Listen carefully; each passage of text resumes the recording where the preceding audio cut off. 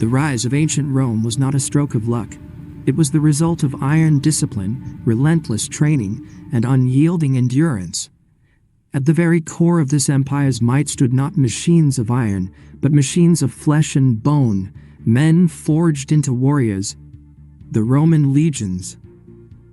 These soldiers, drilled to perfection, marched across deserts, through mountains and forests, covering thousands of kilometers. They either returned home victorious or perished in combat, but they never broke formation. So, how did Rome shape men into fighters so feared, so loyal, and so efficient? This is the story of how an ordinary man became a legionary, from the first moment of recruitment to the sacred oath that bound them for life to the empire. The transformation was absolute.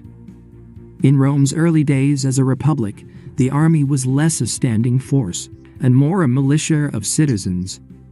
Every free man had a duty to defend the city, but that came at great cost. Farmers abandoned their fields, tradesmen left their workshops, and fathers parted from their families. There was no pay, and each man had to purchase his own weapons and armor. Once the war ended, the soldiers went back to their lives, and the army dissolved into the civilian population. That system worked as long as Rome remained a small city-state. But as its borders stretched farther, taking in provinces, facing uprisings and defending distant frontiers, this citizen militia became impractical. Rome required a permanent, professional army, disciplined, ever ready, and properly paid. The shift began in the late Republic and was cemented by Rome's first emperor, Augustus. He introduced steady wages, additional bonuses for campaigns, and land grants at the end of service. Soldiering became a career, especially attractive to the poorer classes who saw in it both survival and opportunity. From then on, soldiers pledged loyalty not to the Senate or the Roman people, but to their commanding general. Thus emerged the professional Roman army, a force that did not simply fight wars, but lived for them. To manage this army, Rome devised a military structure so advanced it remains studied in academies worldwide today. A legion, numbering between 5,000 and 6,000 men, was divided into 10 cohorts. Each cohort was further broken down into maniples and centuries, commanded by experienced officers. This modular structure allowed swift and precise execution of orders in the chaos of battle. It was like a living game board, every unit a moving piece, capable of reacting and coordinating in perfect harmony. This system gave Rome both tactical flexibility and absolute control. And at its peak, the empire's military machine was massive, around 150,000 legionaries and another 180,000 auxiliaries spread across more than 10,000 kilometers of frontier, from Britain's misty highlands to the deserts of Africa, from Germania's dark forests to Syria's rugged mountains. Feeding, equipping, and mobilizing this vast force was a monumental task. But Rome had mastered logistics, a web of roads, fortified depots, supply chains, and specialized offices ensured that an order issued in Rome could echo across the empire with astonishing speed and precision. Yet before a man could wear armor or grasp the famed gladius, he had to pass through a harsh recruitment process. Officers known as conquistadores traveled through towns, searching for candidates aged 18 to 23. Youth alone wasn't enough. They assessed every detail: physical build, family reputation, occupation, even literacy and behavior. Only free men could join the legions. Slaves and criminals were excluded. Except in desperate times, provincial auxiliaries had different criteria, but were also carefully vetted. Skilled tradesmen like blacksmiths, carpenters, or cobblers were particularly prized, as they could support the army's logistical needs. Those who could read or write were funneled toward administrative or leadership tracks.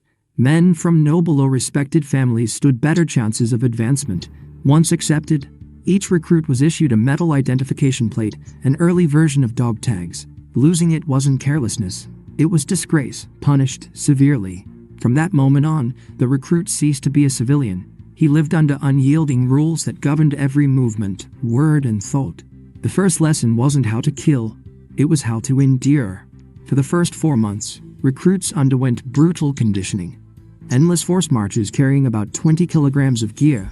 At first they covered 30 kilometers in 5 hours at a steady pace. Soon it increased to 35 kilometers in the same time at a brisker march. Rain, sun, mud, or bitter cold. It didn't matter. Complaints were forbidden, and marching was just the beginning. Training also included running, swimming, climbing, jumping, and relentless strength drills. Instructors pushed not only muscles but spirit. The goal was to create men who could sleep on bare earth, eat little, carry heavy burdens, and still have the strength to fight for hours. Many broke. Some collapsed. Others never rose again. Rome did not merely want survivors. It wanted warriors who could reach the battlefield still standing, after days of hunger, exhaustion, and endless marching. When the body was finally hardened, the recruit became a fighter. Training weapons were deliberately made of wood and weighed twice as much as their real counterparts. The idea was simple: master the heavy version, and the steel weapon would feel like an extension of your arm. Drills consisted of endless slashes, thrusts, and parries against posts or moving targets, always while wearing full armor. This made every move a grueling test of power and control. But fighting was not just physical, it was mental. The goal was to ingrain instinct. In battle, hesitation meant death. Alongside the sword, recruits trained with the pilum, the Roman javelin tipped with iron designed to bend upon impact, denying reuse by the enemy. Recruits learned to hurl it with deadly force and accuracy, timed perfectly with the legion's advance. They also faced the armatura, combat drills that used real weapons under the watchful eyes of veteran instructors, men hardened by campaigns, whose experience was rewarded with double pay. Every strike repeated was memory carved into muscle. Every parry rehearsed was a life preserved. Mistakes were not tolerated, and when mistakes occurred, the punishments were brutal. In the Roman legions, discipline was absolute. The lives of thousands depended on unshakable obedience. Centurions enforced this with an iron hand. They carried vine staffs, symbols of their authority, and wielded them frequently. Falling asleep on guard, theft, or cowardice brought beatings, starvation, imprisonment, or worse. When an entire unit failed, they faced the dreaded punishment of decimation. 1 in 10 men chosen by lot was executed by his comrades, usually through stoning or flogging. It was terror made into law, designed to root out disobedience by fear itself. Even Julius Caesar once applied decimation after a unit retreated before the enemy. His genius as a commander didn't soften his ruthlessness when it came to discipline. Rome believed that fear of leaders was more vital than fear of enemies. A fearful army might falter.